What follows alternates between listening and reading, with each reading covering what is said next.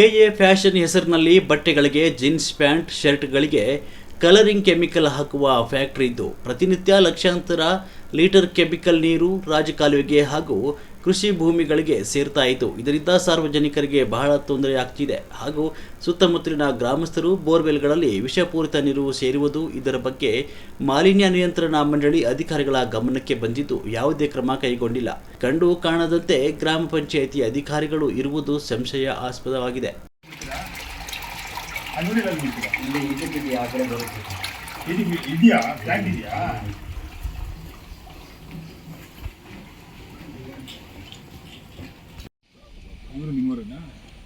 ನಿಮ್ಮೂರನ್ನ ಇಲ್ಲ ಪಕ್ಕ ಅಕ್ಕಪಕ್ಕ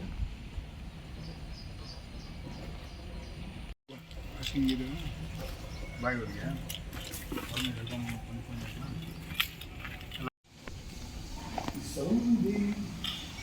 ಬಂಬಳಿ ಯಾರು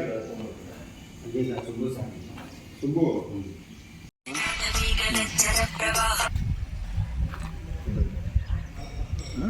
ಫೋನ್ ಮಾಡ್ತೀನಿ, ಮಿಸ್ ಕಾಲ್ ಕೊಡ್ತೀನಿ, ಮೊದಲು ಫೋನ್ ಮಾಡಿ. ಹಾಂ